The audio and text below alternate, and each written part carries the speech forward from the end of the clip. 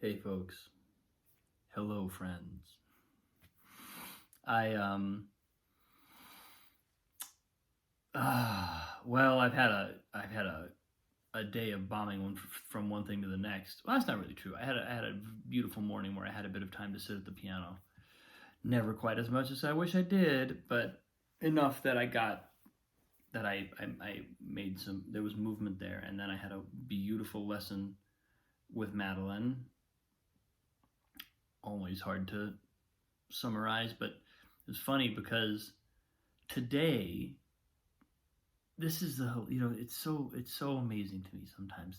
Today she had me physically, like, stand up from the piano and physically embody the waves of motion, the dynamics of the music that um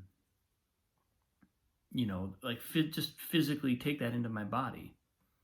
And I was, it was funny to me because I was like, this is, if anybody is qualified to teach like this, it's me. Okay? I'm a musician, lifelong musician who's also done all this physical theater stuff. I mean, the stuff she had me doing, like playing, acting out the physicality, like just using my body to express the emotional waves in the Chopin etudes that I'm playing. I was like, this is what I've done. This is me. This is my thing. This is like, I've been doing this since clown school in London. And so, but the thing that, on one level it was mind blowing because it worked so well. It worked so well. It changed the entire dynamic of how I was playing. And it brought the fun back. That was one of the things that, it's so funny because this is all stuff. It's like what I don't believe sometimes is how I started teaching this way only to find my own teacher for learning this way. I said this. I want to create the course that I wish I could have taken. Well, guess what? And then as I was making the course, I had the experience of, it felt really cool that I was like, actually, I do get to take this course. I'm creating it now. I'm learning it from myself.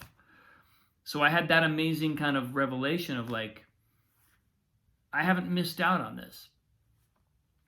And then through that, I find my way to a teacher who's able to take me to the next level through the same curriculum that I've already kind of independently created and started to work with other people. Sometimes it's just such a miracle. I mean, if you think of this from the point of view of our connection to the universe and the absolutely undeniable kind of synchronicity of all of life, it's not at all a miracle.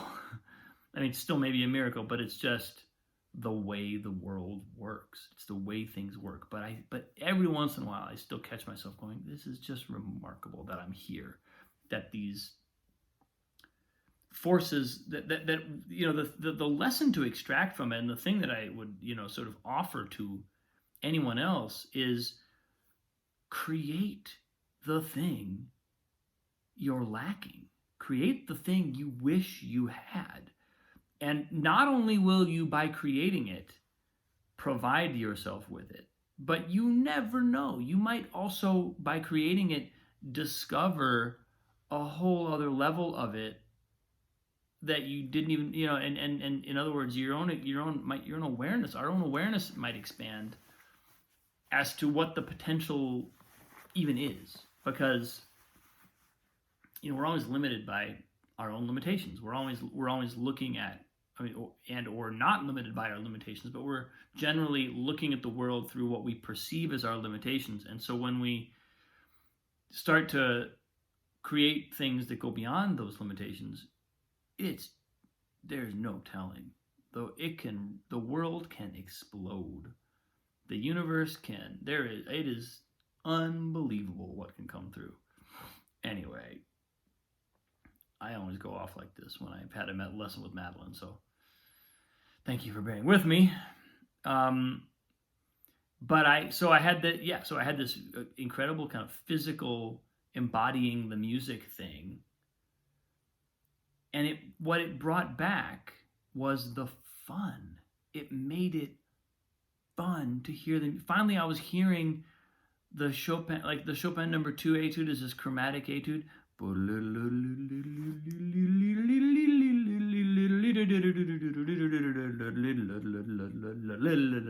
It's just like, it's like a cartoon backing track or something. But because it's incredibly difficult, I was so focused on the nitty-gritty of it. I was so focused on the hand positions and the chromatic line and keeping it smooth and the legato. And it's not that that's not important or that my focus was misplaced. It's just that my focus was completely forest for the trees. Missing the forest for the trees. I was totally right up against every tree and not seeing the forest and just like kind of prancing around the room, acting it out like I would have done in London at theater school. All of a sudden sitting down at the piano again was like, oh, that's what this is about. That's what this piece is saying. And it gave it a body. It gave it a cohesiveness that micro look wasn't giving it. Because it just couldn't, it was just the way that my focus was directed just wasn't there. It wasn't able to create that cohesiveness. So anyway, that was quite a thing today. And it's funny because I had thought I was going to talk about something completely different on this post, but the larger picture there, as I was preparing for my lesson, I had another really interesting insight, because I had about maybe not quite an hour and a half to practice, maybe like 75 minutes or so to practice.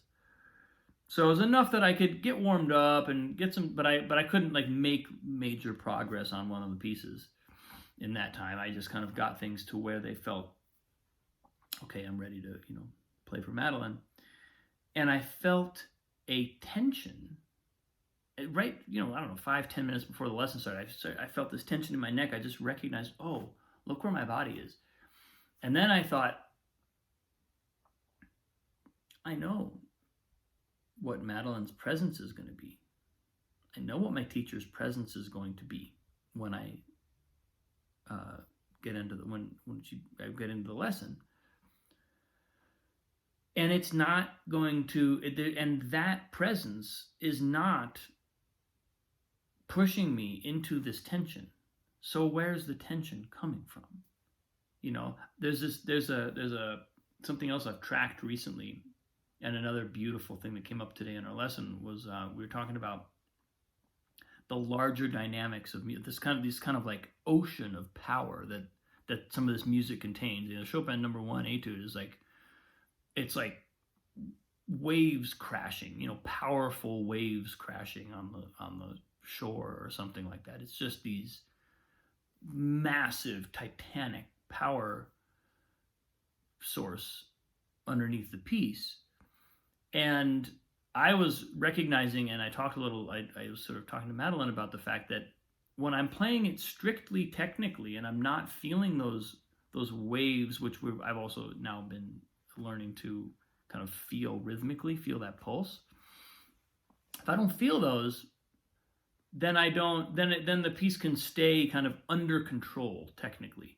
But when I start to turn that on and I start to tap into the actual energy underlying this music, it's like riding. I had this image. You can tell I have a toddler. I've been watching Frozen 2, and there's a scene in Frozen 2 where the heroine goes out into the ocean, and this water horse shows up and starts like pounding on her and like pushing her underwater. And then they get to the surface, and she kind of fights this horse for a while, and then she finally puts some reins around the horse's face, and then she's riding the horse. She tames this spirit horse thing that's made of water.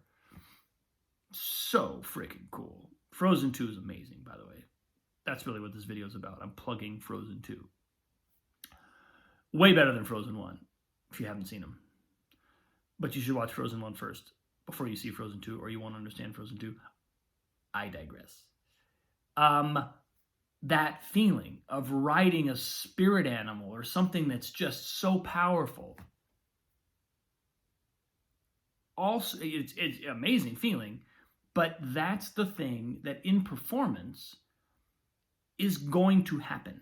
When we're in performance and it's like the piece plays us.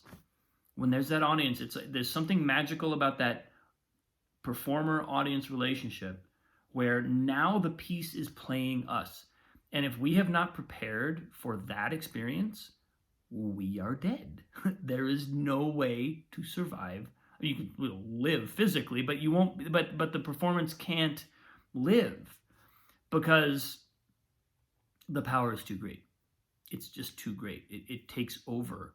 And so what I was recognizing today is these waves of churning energy that are in the music, and my experience of when I engage with that, when I really let that into my playing.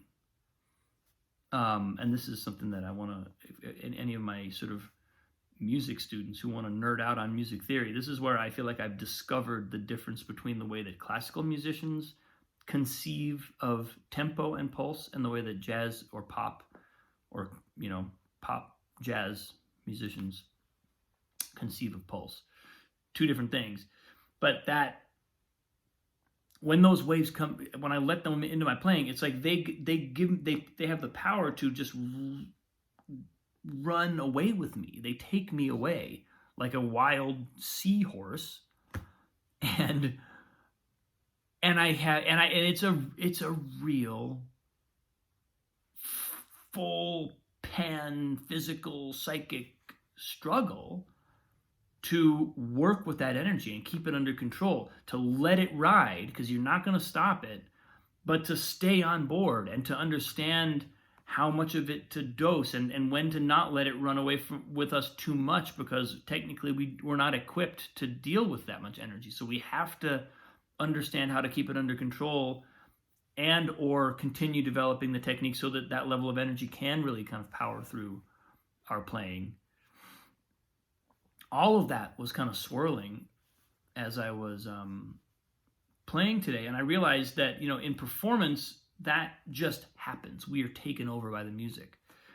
But the way to get that in practice is to begin infusing those waves of energy into the way into our practice, because then we will feel that power churning within us, even just in practice. And I recognized in my own life, I've had the experience of not doing that, not practicing with that pulse underneath, and getting in performance and being like, what's going on? Why is this energy so insanely difficult to manage? Why isn't it the way it is when I'm practicing? Well, it's because the piece is playing you, the wild horse is riding, and I'm not used to it. I haven't practiced like this. And so that's a big thing. Clocking that and recognizing, this is how to practice for that eventuality, for that ultimate experience, which we kind of can't. When we get in that performance space and we open ourselves to an audience and we create the space for the music to speak, we are not in control. And we have to be able to, what we are in control and we're not in control. We're not in control of the energy that churns through us. That energy is like a force of nature.